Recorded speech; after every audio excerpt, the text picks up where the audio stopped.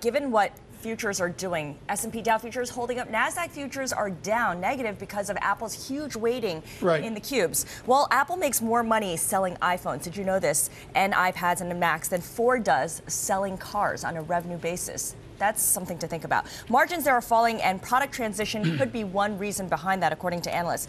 Gene Munster, who covers Apple over at Piper Jaffray, says, in the end, we see iPad cannibalization of the Mac as a good thing, given that we believe in 3 years there will be more tablets sold I like that. than Thank PCs. You. Now, effectively, he's saying that Apple is trading in its Mac business with a 5% market share and average selling price of about $1,250 for the iPad business, which has 80% share and about a $550. That's the most price. important analysis I've heard on Mac. What you just said, this idea of they're moving from a 5% market share to a dominant 80% market share. Lower average selling price, but 80%. Yeah. You can't dispute that. Right.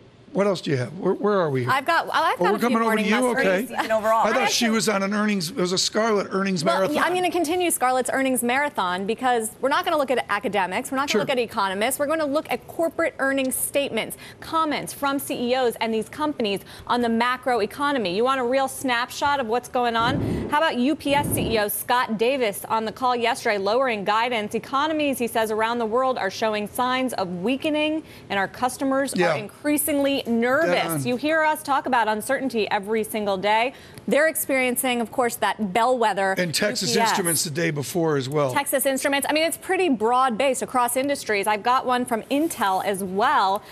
Increase is on the lower end of historical season range, talking about lowering their guidance for the third quarter, reflecting our view that global macroeconomic weakness impacts sales of PCs and customers maintain lower inventory levels. So it really is across the board.